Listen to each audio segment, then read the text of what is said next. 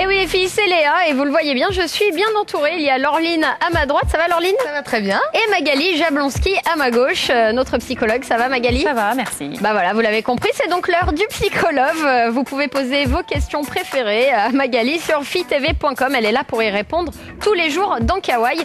Aujourd'hui, Lauriane, t'as bien fait. Toi aussi, t'es allée sur fitv.com. Et Laureline, qu'est-ce que Lauriane nous dit aujourd'hui? Alors, Lauriane, donc, qui a 20 ans et qui habite à Bastia, nous dit « Je vis sans mon père, je ne le connais pas et j'aimerais avoir des renseignements sur lui. » Ce qui est normal. Bien sûr. Ma mère ne veut pas m'en parler. Alors, comment faire pour qu'elle me donne ses renseignements? Chantage. Fais-lui du chantage ou secoue-là. Non, Magali, sérieusement, comment on peut faire? Lauriane, c'est très difficile ce que tu vis. Hein. C'est vrai que ne pas connaître l'un de ses deux parents, c'est ignorer 50% de son origine. C'est pas rien, ça. C'est la moitié. C'est un peu les meilleurs, mais bon. Ça, après... C'est un petit peu, c'est une espèce d'amputation finalement, d'amputation identitaire, surtout à un moment de la vie, là, l'adolescence, le début de la vie adulte, où on se construit, on construit son identité, et pour cela, on a besoin de connaître son origine. Et quand on n'en a que la moitié, le travail est beaucoup plus ardu.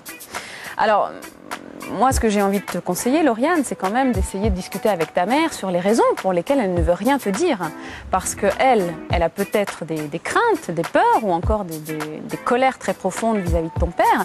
Mais toi, finalement, il faut que tu puisses lui dire que tu n'y es pour rien.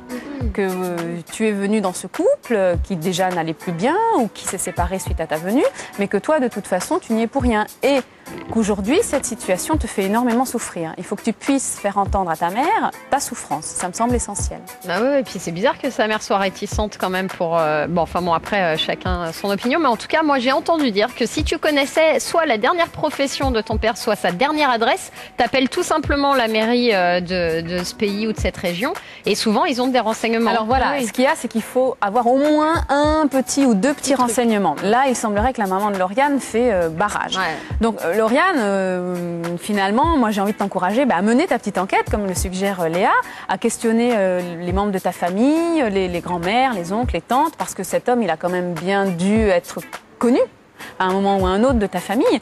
Donc, mène ta petite enquête. Ta mère, peut-être, à ce moment-là, prendra conscience que pour toi, c'est pas qu'un caprice, c'est vraiment important. Et dans un second temps, tu peux contacter des associations. Car aujourd'hui, il y a de plus en plus d'associations qui aident les jeunes à retrouver leurs origines. Alors, surtout pour les enfants nés sous X et les enfants adoptés. Mais dans ton cas aussi...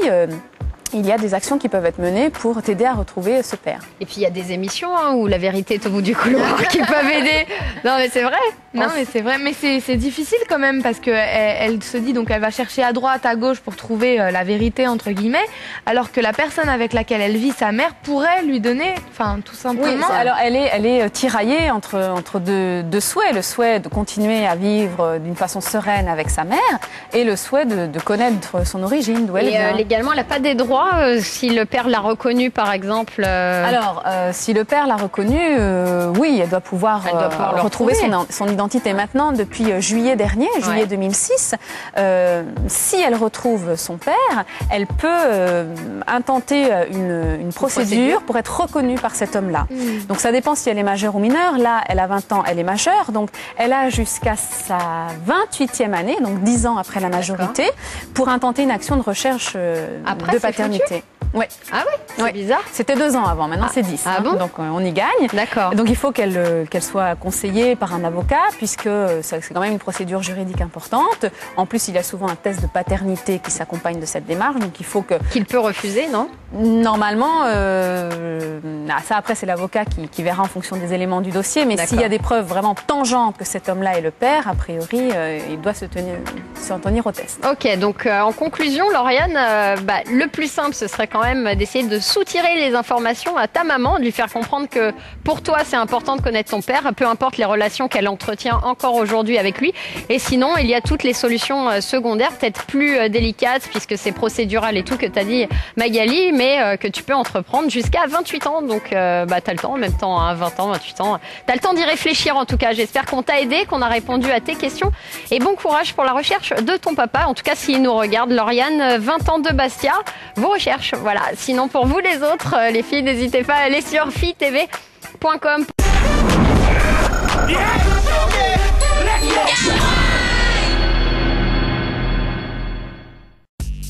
Une exclue Phi TV.